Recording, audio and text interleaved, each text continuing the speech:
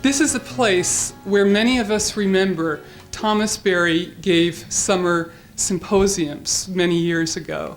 And it was a time when we could gather and listen to this story as it was first unfolding. This is indeed a moment of great transition for both the Teilhard Association and for Thomas Berry. We are celebrating, as you know, an 80th birthday. And a quarter of that time has been the presence of the Riverdale Center for Religious Research here on the shores of the Hudson River. For some 20 years then, the Teilhard Association has had a very special home. For a good number of those years, Thomas Berry was president of the Teilhard Association for 10 years. 16 years we have had lectures and meetings here once a month in the fall and in the spring. And let me mention they were rent-free through the generosity of Thomas Berry. He has indeed then shown us how to create a home in this bioregion, a home along the Hudson River, a home near this great city of New York. A home on this earth, a home with this earth. That's the message that Thomas Berry has called us to, and that is what we celebrate today. We have enormous gratitude, each one of us, in our special ways to Thomas Berry. This is a season of thanks.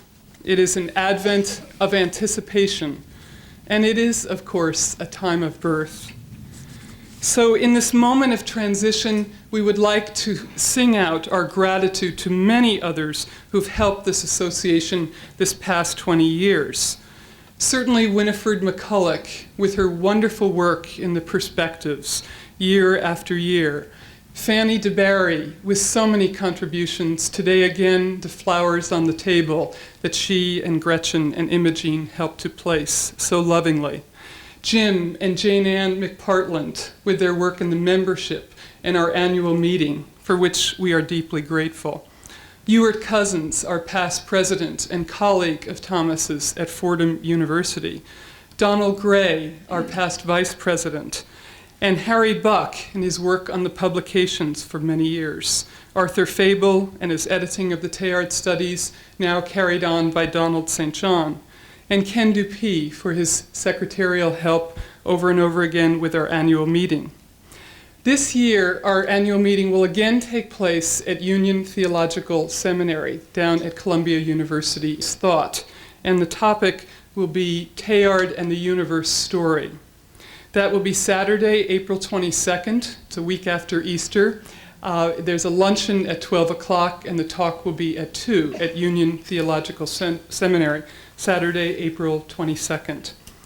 Last year's lecture, I should mention, has just been published in the Teilhard Studies. That was John Hoyt from Georgetown University on chaos theory. And we have several other Teilhard studies beginning to be born as well.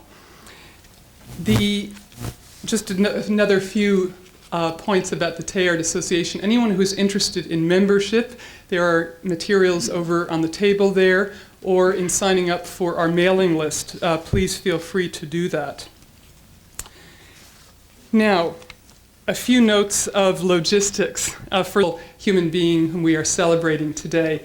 I welcome you, and I welcome my other half, my better half, John Grimm, to introduce Thomas Berry.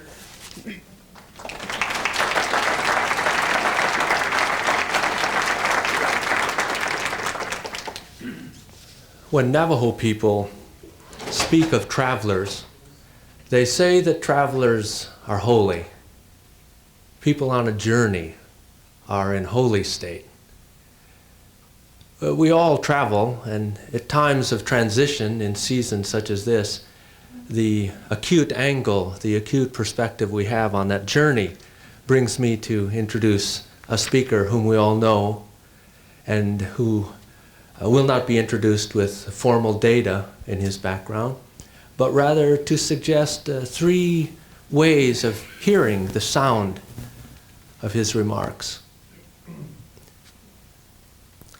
The first that comes to me is a phrase he imparted to so many of us who were graduate students with him, the opening line from Virgil's Aeneid, which in English translation is roughly, "What a great labor it was to build Rome." The work that has been going on with the Teilhard Association and the vision that Thomas Berry has given to the association continues that great work that he speaks of. And the power of giving to each of us the sense that we are all doing our great work. It is in all of us identified. Thomas has also spoken of the moments of grace at these difficult transition moments, the possibilities for insight that come when fragmentation occurs, the regathering of creativity, that sense of the discontinuous and the continuous. Listen for the sound in his voice and that meaning that it imparts to you. And finally, at this season of transition, at this moment of grace, we are not alone. We are joined by the great traditions as they have reflected upon the solstice and this change at this moment.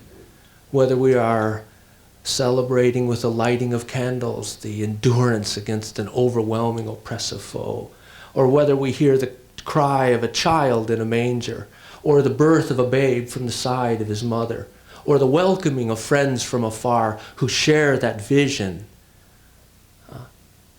This time of transition also the voice of native peoples, and where I've gone to visit in the Columbia River Plateau region in Idaho and Washington, now they are also right now at this moment, they are singing the songs that have returned to them, the songs from the animals, the songs from the plants. This song and the return of the songs is also accompanied by a great spiritual sickness. The sickness that is a reflection upon life and death and what it means for life to take life in order to endure. That fragmentation coalesces in a powerful vision that is not accomplished in an instant, in a moment's imparting. That is built of moments over time, and such a moment occurs. I call our friend, our mentor, and teacher, Thomas Berry.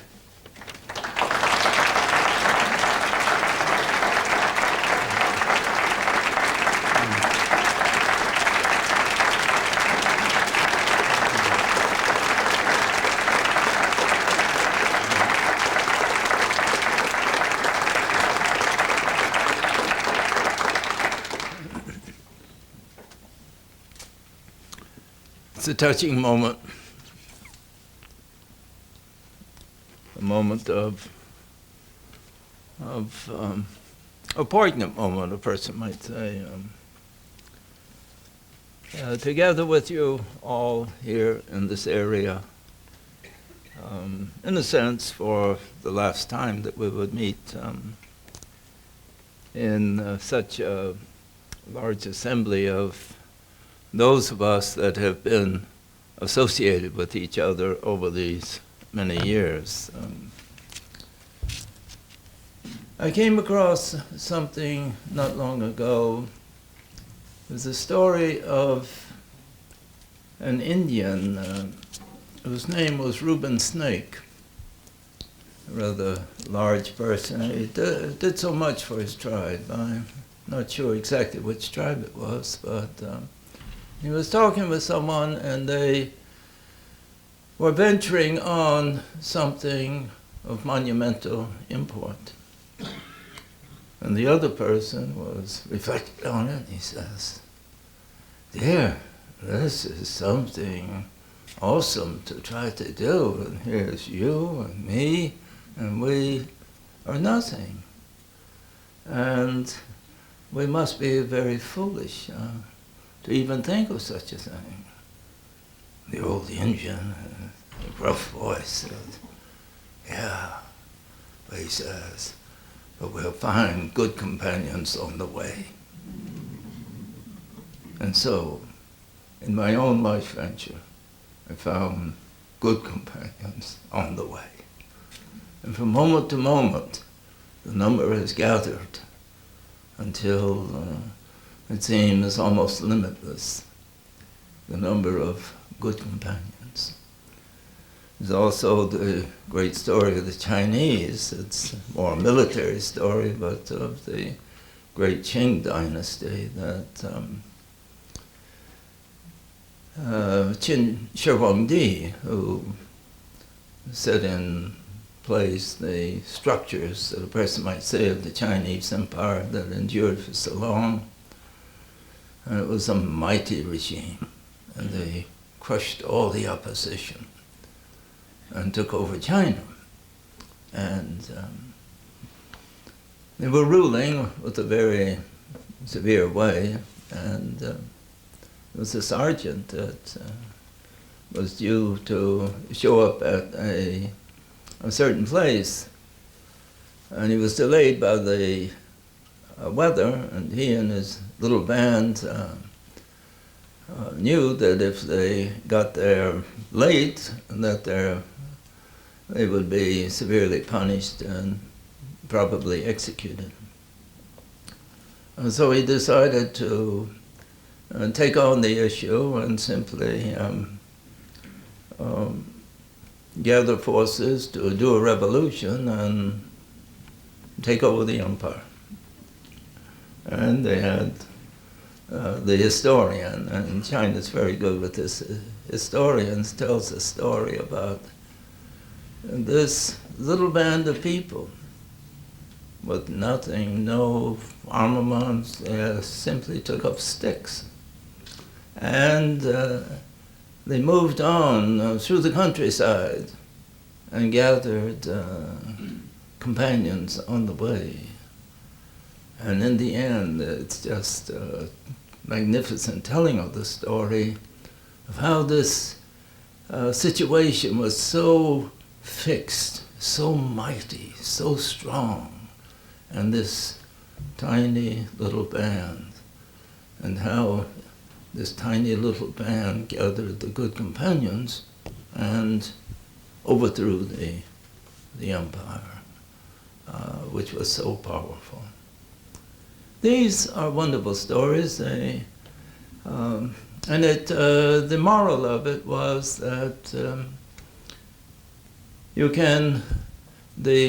what is needed to conquer a country and what is needed to rule it are not the same.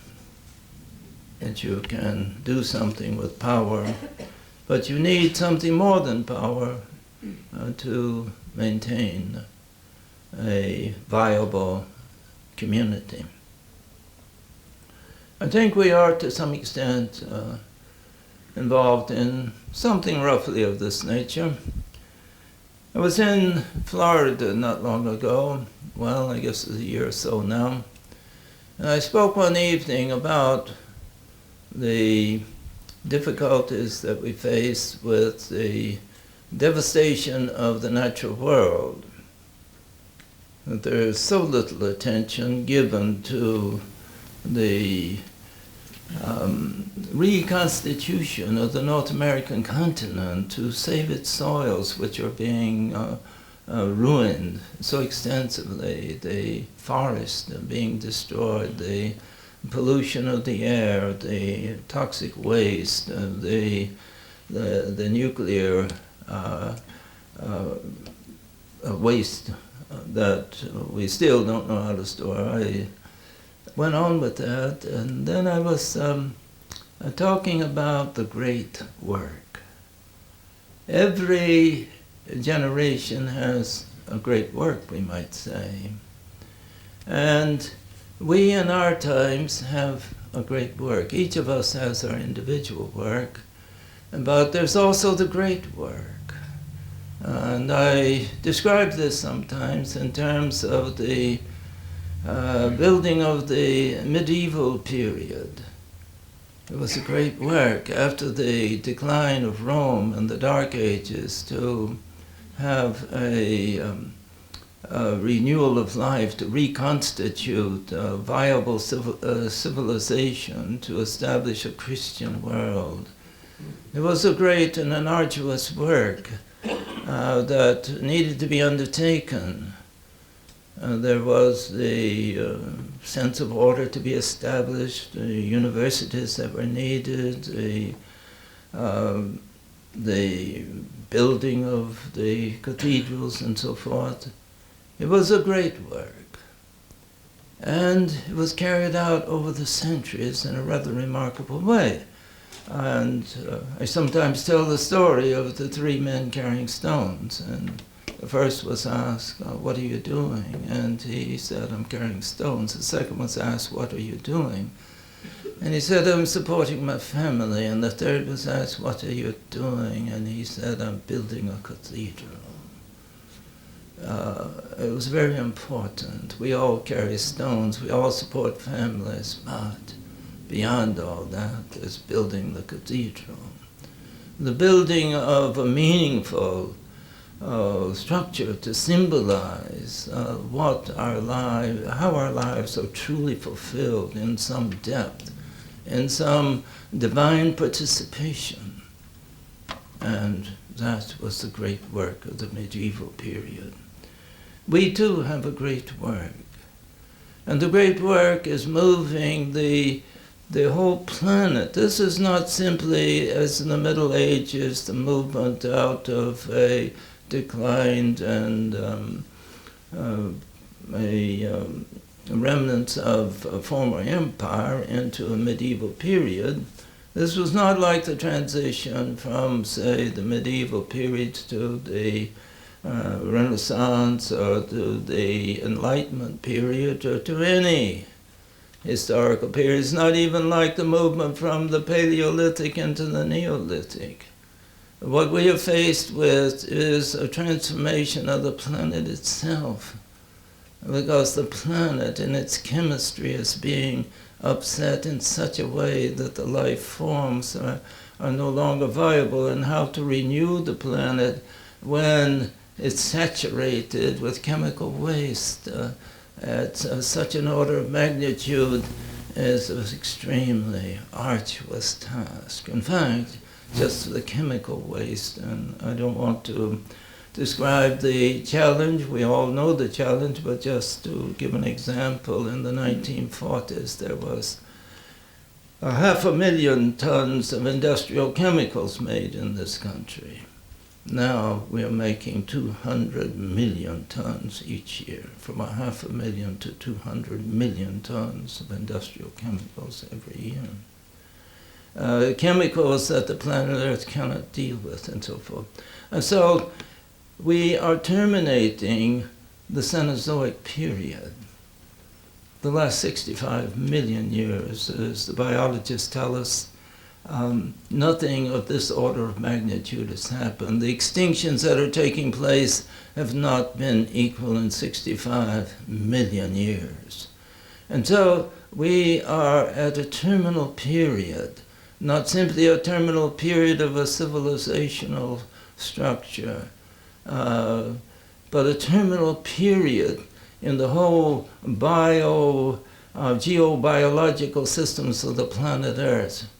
We are at a terminal period of truly devastating decline of the garden city of the garden planet of the universe, so far as we know. Certainly the garden planet of the solar system, and possibly the garden city of the universe, the garden city of 15 billion years in the story of the universe.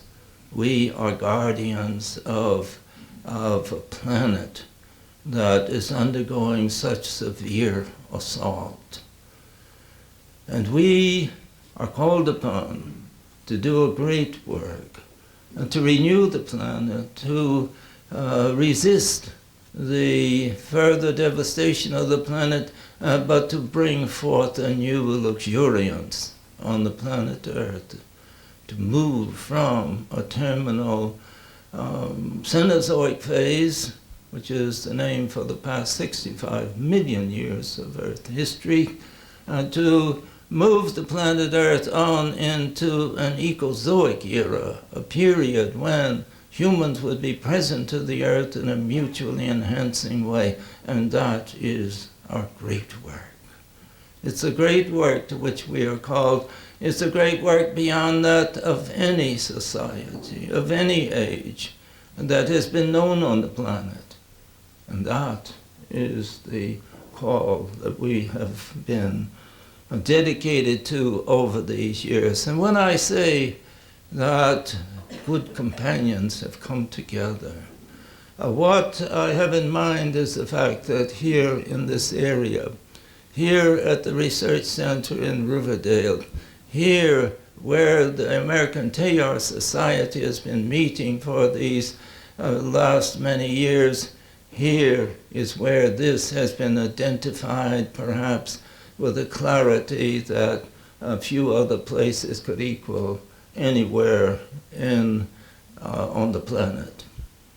We've identified the issue, and we have identified also the conditions under which this devastation can be stopped and which the renewal can take place.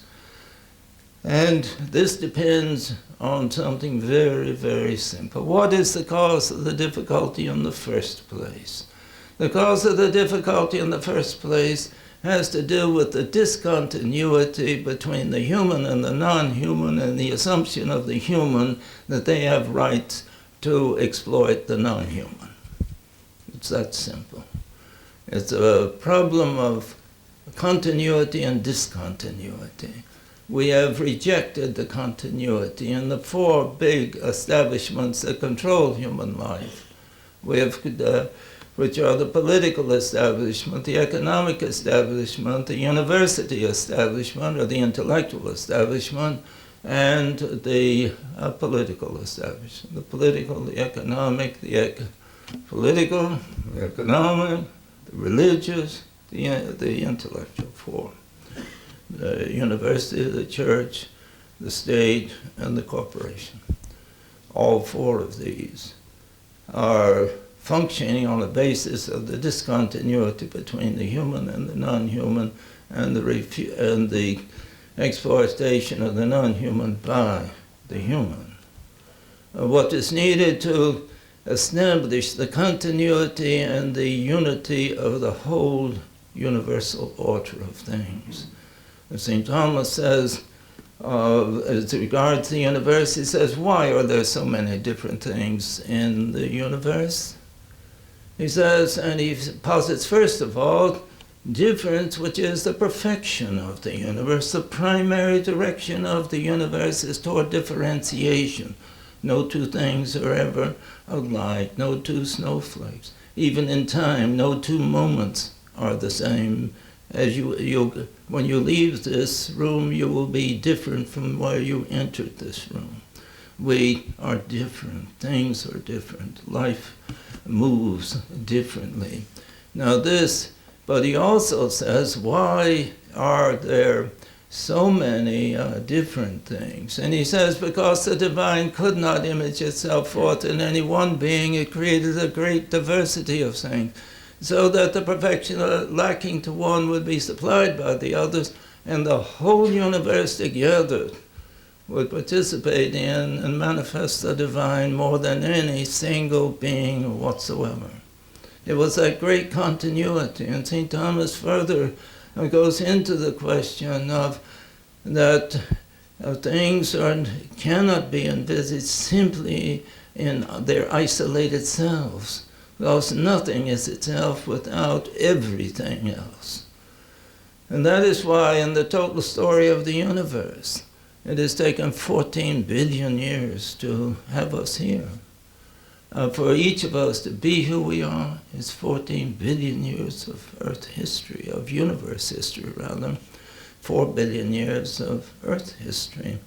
And this is the great work. Now, this project, the Project Earth, has entered this period of endangerment, and we must move from the discontinuity to the continuity of the universe, because the universe can no longer endure a discontinuity where the humans, for instance, in law.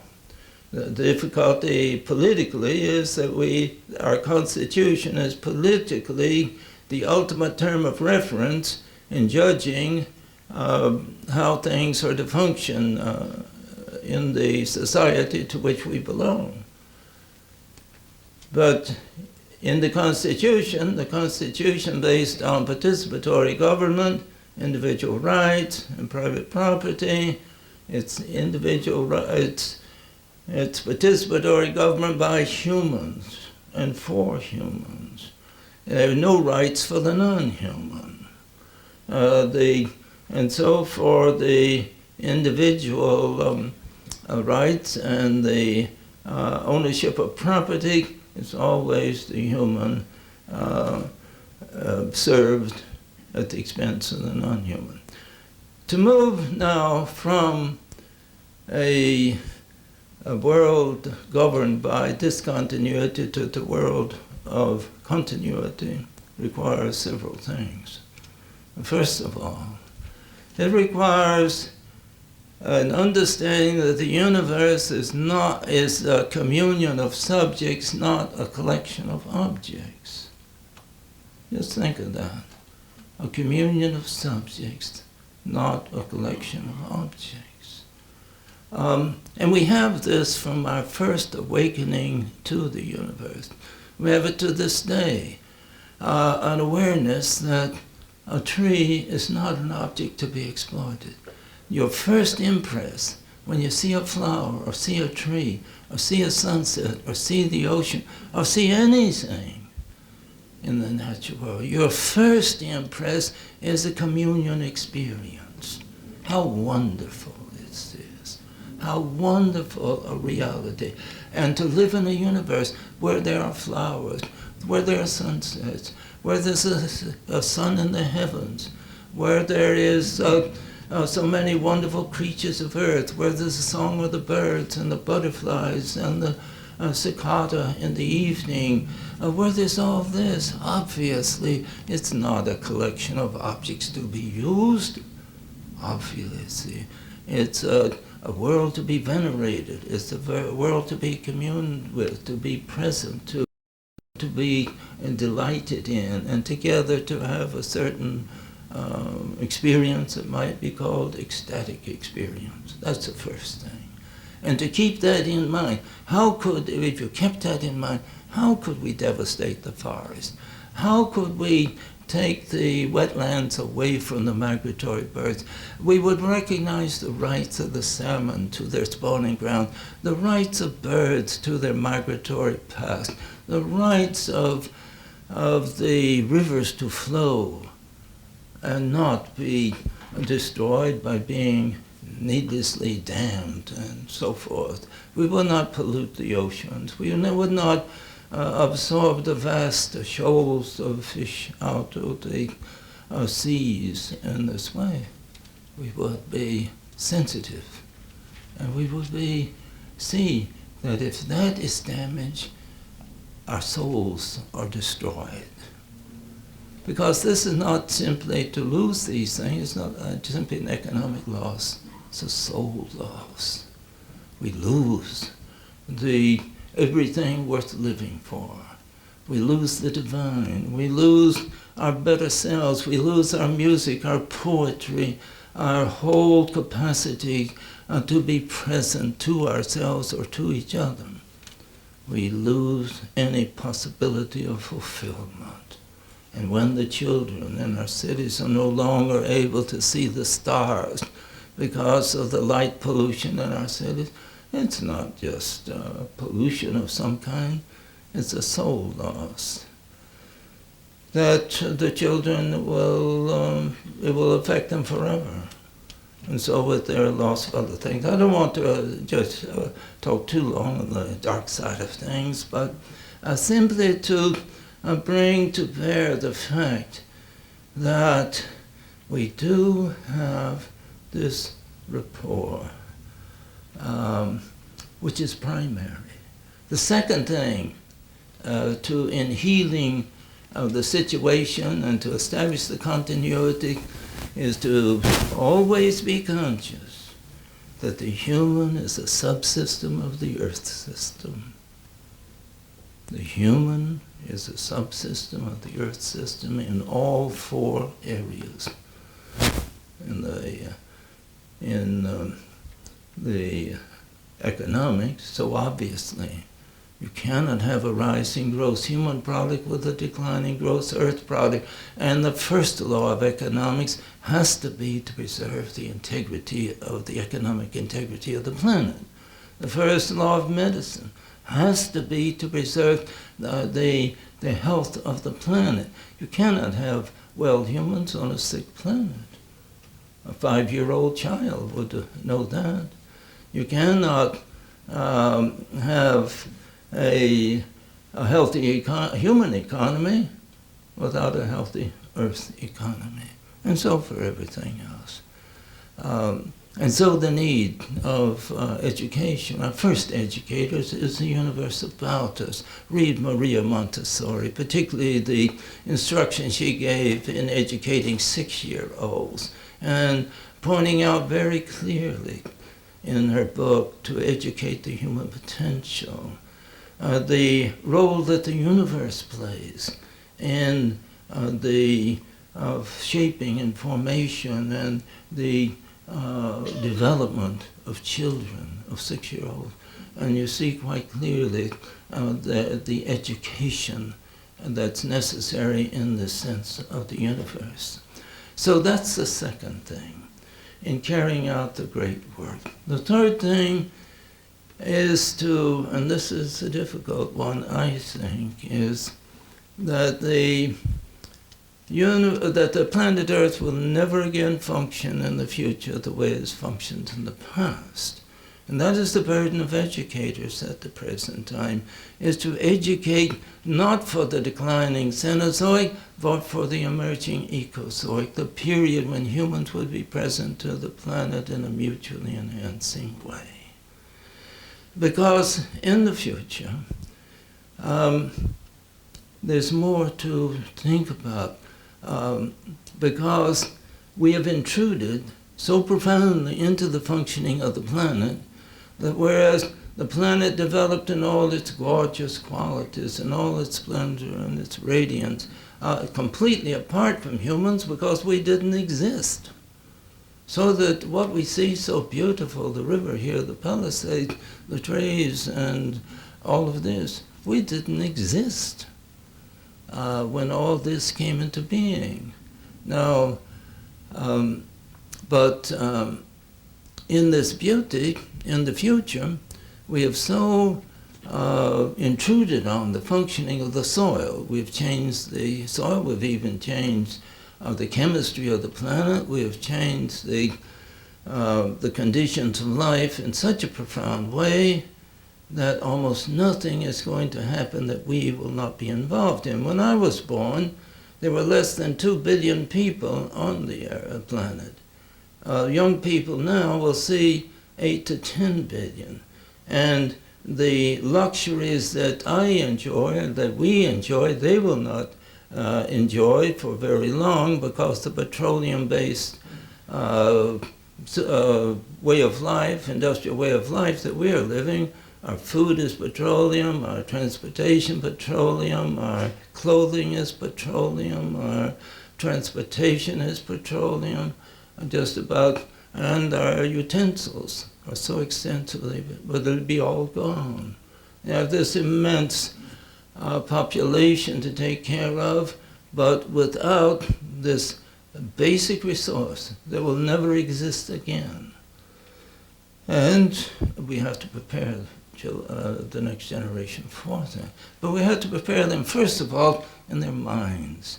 They have to be, understand how to have a fulfillment of soul.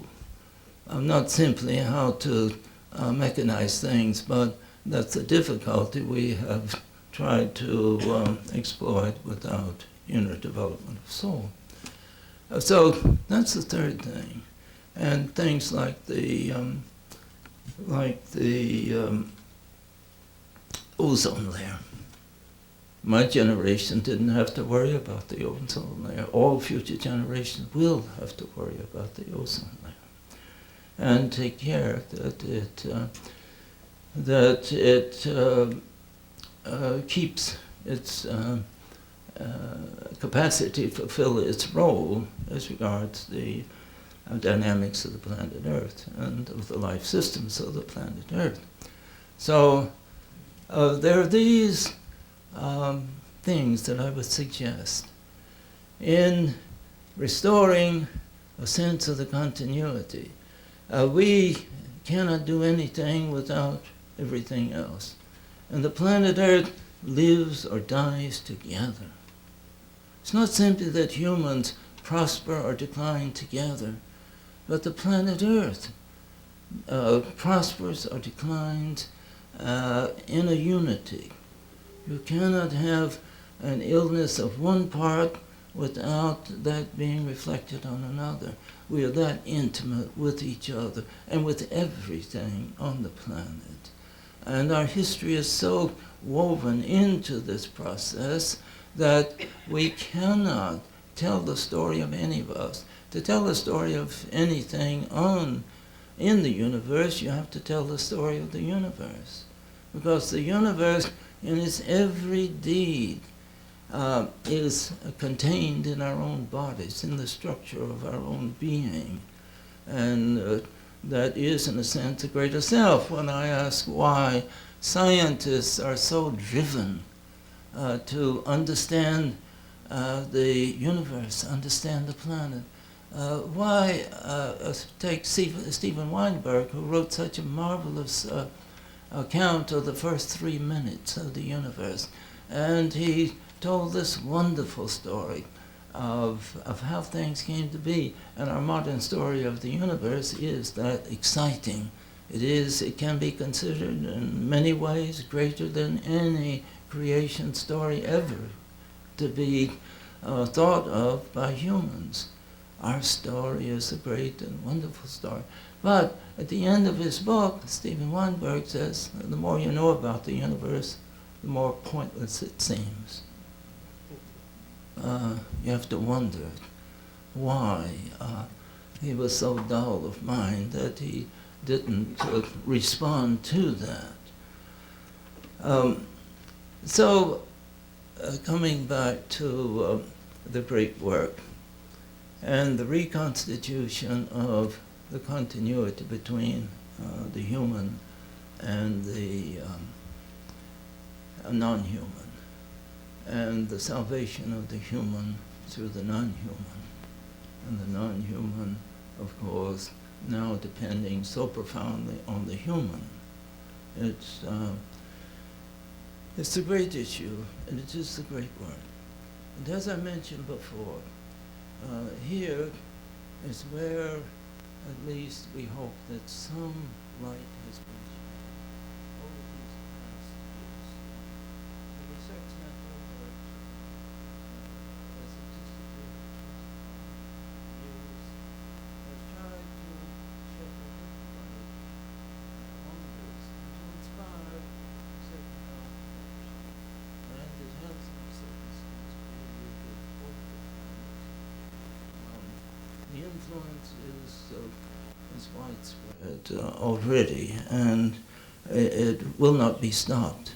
And the American Teilhard Association has done the great work of preserving Teilhard's work so that it can continue on into the future. And I will speak on Teilhard and his guidance for our society in the spring meeting. But just to say 3 things, I will finish shortly. Just to say a few things about Teilhard, who was the first person, I believe, or the first Christian to perceive some of these realities. Teilhard undoubtedly changed Christian thought more than anybody since the time of St. Paul, would be my estimate of his influence. St. Paul was the one who structured Christian thought. There are the Gospels, and St. John certainly did a certain amount, particularly in his prologue. But it was St. Paul that put it together and gave it structure and form, the Christian thought. Since his time, there have been influences, Augustine and Thomas, and all the people that have come into the scene since the beginning. But it took Teilhard to perceive, in alliance with our new vision of the universe. In the last several centuries, we've attained a new vision of the universe. We've had a new revelatory experience that the Earth, that the universe does not simply move in ever-renewing seasonal cycles. It always was and always would be, as it is with most people. And although the Bible gives us a beginning and time, it does not give us a different universe. The universe still moves in ever-renewing seasonal time up until the time of Copernicus, up until modern period. Now we know and we experience the universe as a sequence of irreversible transformations, moving in general from the less to greater complexity, from lesser to greater consciousness, from lesser to greater freedoms. And in this process that lies our sacred story. He's the first person to understand that we have a sacred story now that has to be our basic orientation toward the universe. And he also, in that process, he understood three things. And here are the three things that are so important about Teilhard in regard to the future. He's the first person that understood within our modern empirical context that the universe from its beginning is a spiritual as well as a physical reality. There's no such thing as a material being. You cannot even know matter. Matter without form is nothing, and form is always spiritual. So that everything that exists has a spiritual dimension, form. In living beings, we call it soul. Every living being, by definition, has an anima, is animated, and an anima is soul. So to be living is to be ensouled. So there is this awareness that the universe is a spiritual thing. And although the scientists have told us it was pointless or random or meaningless, they are not reading their own data properly. We should be able to read the data in a more meaningful way. So that's the first thing that Teilhard did, was to understand and state that. The second thing is the human story identifies with the universe story. That to tell the story of anything, you need to tell the story of the universe. The third thing is, and this is extremely important, he moved the religious issue from redemption to creation. And that is the central issue. When we abandoned our emphasis on creation in favor of redemption processes in such an exclusive way, we left the world, we left the planet available for the plundering processes that have taken place. We must recover that if we're going to carry through the great work that we've identified. These are a few thoughts that I presented, and there are, at this occasion, they tell me it's also a birthday occasion. It's good to know. There are just a few things I should say. For every one of you here, I have a very close relationship, very profound relationship. I look out and I see everybody. I see about half of you, I see, and I say, dear, I owe that person a letter. I never answered the letter. So, dear, I said, dear, I don't know. I'm almost afraid to meet half of you. Because I owe you something. But I was never able to set up a staff that would take care of that. But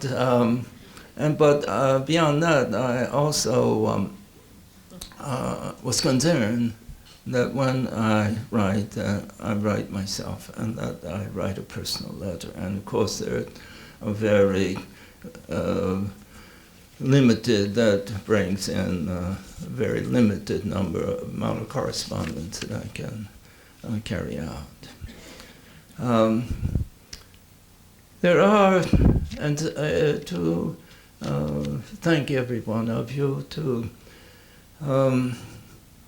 to express my appreciation and to assure you all that that the company that we represent has really fulfilled a great role, I think, in our society, and I would even say in the course of the history of the planet Earth. We've done a role, and as somebody said not long ago, we've done it. Actually, we have. We have done it. We have established these basic ideas in such a way and in such a pervasive context that almost everybody is going to be influenced by them. Not simply because we have done it exactly, but we've brought together in a special way. It's not only us, multitudes of others are doing similar things. I don't know of any that has done it in such a coherent way. I'm sure there must be others that have done it more coherent than we have done, but still, within the range of our knowledge, the range of our acquaintance, it is something that does have pervasive significance.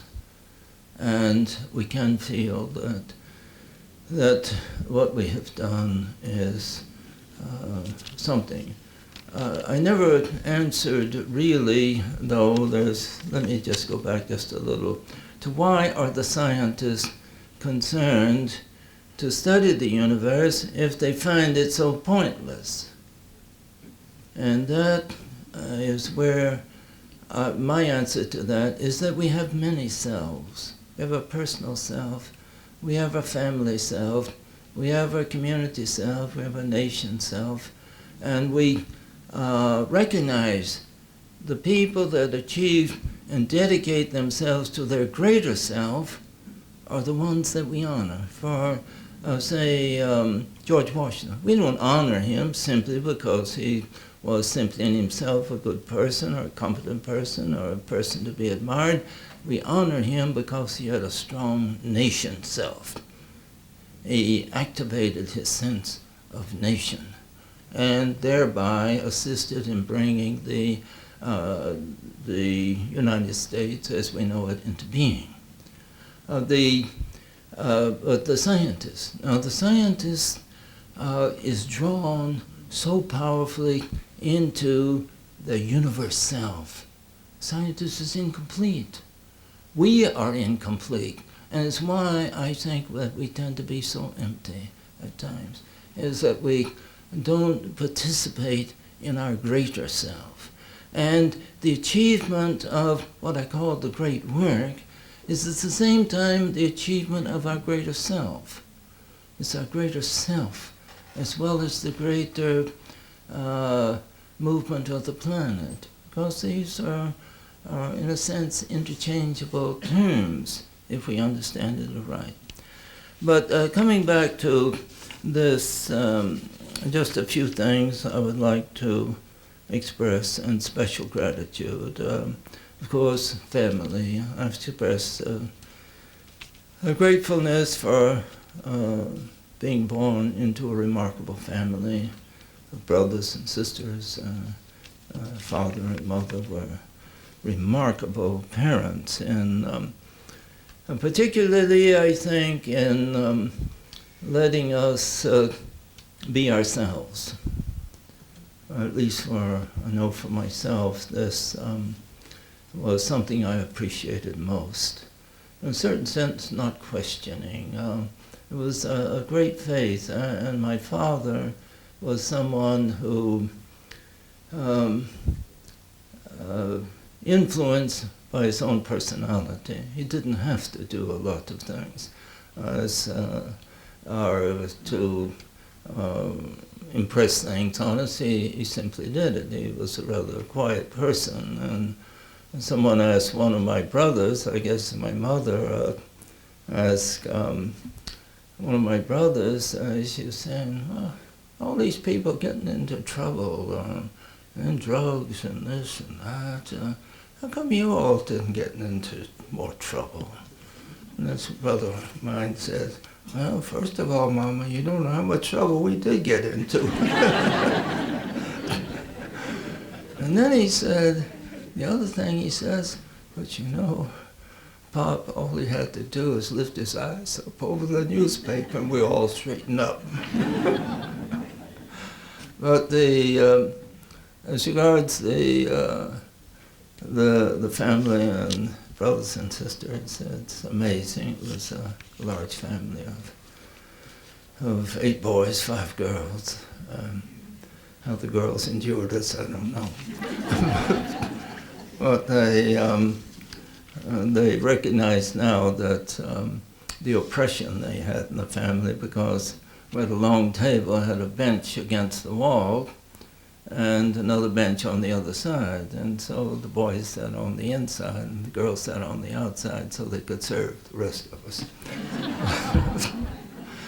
Which was, they reflected on them. But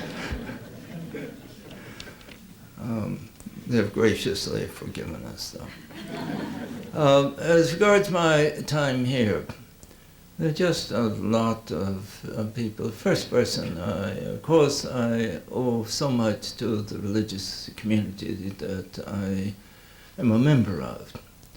This year, I'm 60 years in religious community.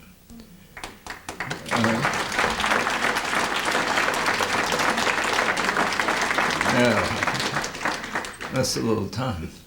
But 60 years, 1934, when I went to the monastery.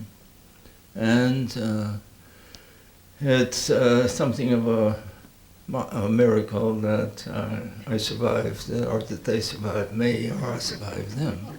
But to have people wonder at some of the things I've been able to do, but why? Because I had a community to take care of me, to put a roof over my head, to see that I had some clothes to wear and some food to eat. And for that, a person just has to be infinitely grateful over a long period of time.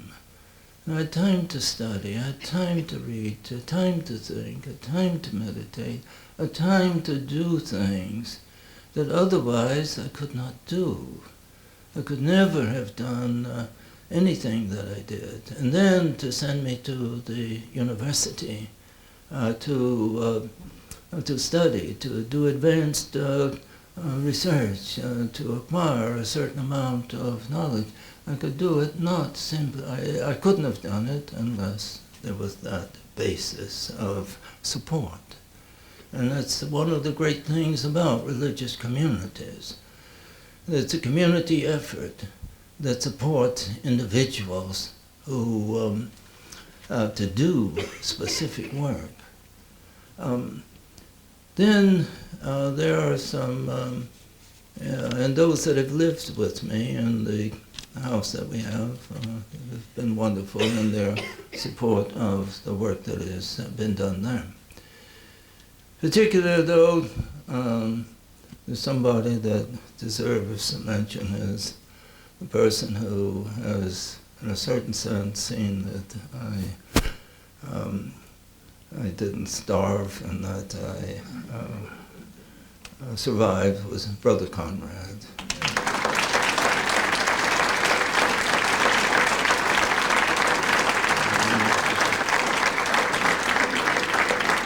He should be here. But it's great to mention him. Sometime of great friendship. I've always been impressed by people that I've known that have been capable of being friends.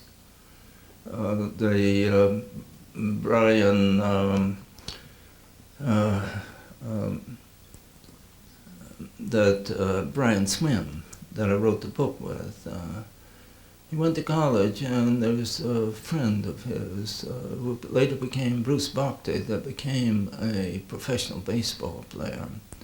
It was such a help to Brian, and to see two people with a real great commitment, not spoken or whatever, but just people that knew how to be present to each other on a life basis. It's wonderful to experience a human association, and it's wonderful and that we all share in this, some of us more closely with others as individuals. There's one other person that deserves enormous gratitude, someone that did all the work for the research center, Eileen Doyle. And I think that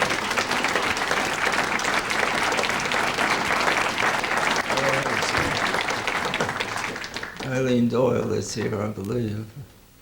Well, there she is in the back. Eileen, if the papers got around and we reproduced thousands of these little essays of mine, it's Eileen that did it and enabled the work to get done. There's so many others, but there's one very special person, Fanny DeBerry. I would like her to take a bow.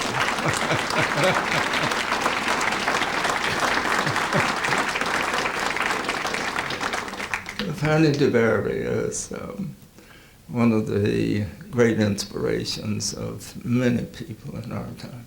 Of course, she has a husband that was somewhat influential in my life too, Ted,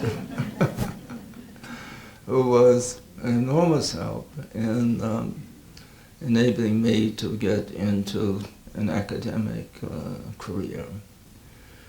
I had studied and I had very meager credentials for doing anything in Asian studies, but Ted was wonderfully understanding and supportive, and we met on the ship going to China. And in 1948, I guess it was, and again, it's a case of a deep, profound association over the years. Then there's Winifred McCullough, such a gracious person. To her, I am particularly profound.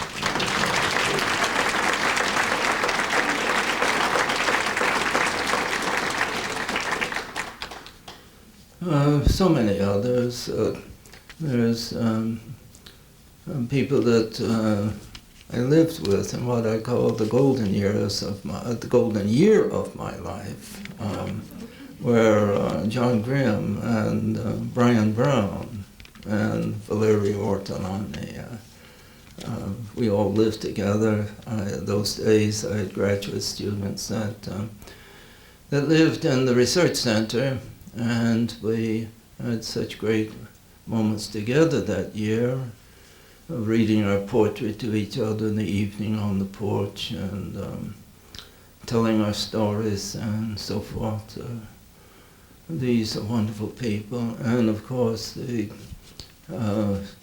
as you saw here before I spoke, Mary Evelyn Tucker. I think she was.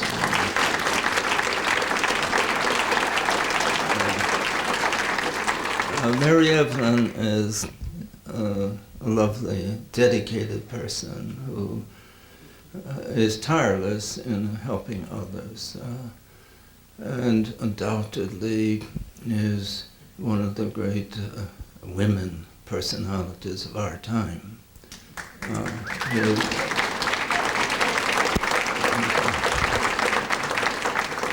She has all those qualities. She had the fortune or misfortune of reading some of my essays, I guess, when she was in Japan or something, and thought she might come back and do some study with the guy that wrote them. So these are only a few. There's other people, like I'd like to thank Jim Morton. Jim, I think, at the Cathedral of John the Divine, is truly one of the extraordinary persons of our times. He too is someone who that gathers people together. It's a great gift that he has. And I don't know any religious center on the planet at this time and that does such effective and such important work as the Cathedral of John the Divine in New York. It's an extraordinary center. They take care of the homeless and the socially deprived. They offer the opportunity for artists, and they are a center where the serious issues of our times can be dealt with, where the religions of the world can come and celebrate, and where I have been able to function somewhat in their development of their program for the sake of the earth and for a rethinking of Christianity in the light of the issues that we face at the present time. There are an infinite number of others, and I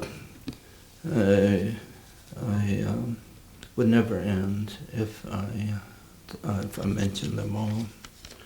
So I will simply conclude with the sense of the great work that we are dedicated to, that I think it is enormously important, not only for ourselves, but for each other. And as this proceeds, I think that we will see the possibilities of a positive future, a future when the planet can regain something of what he has lost. There are people like John Todd, who is among the really competent people of our times, that has developed ways of healing the damage that has been done to the planet. And I met him, I was in England and at Dartington, and I walked down to the little town in the evening to pass a few minutes while I was waiting for something, and I met him there and his wife, Nancy Jack Todd, yeah. And John was talking, and he's so enthusiastic. He says, we can recover 80% of the damage that we've done. And I was kind of quizzical, and I thought, well, I hope so, but Nancy was very perceptive and all that. She nudged me and said, well, perhaps 40 or 50%. So we will proceed with the day, and I think there's something to follow on. Yeah, go ahead. I think we'd like to join in a wonderful round of applause for a very special moment of grace and a great thanks to Thomas Berry.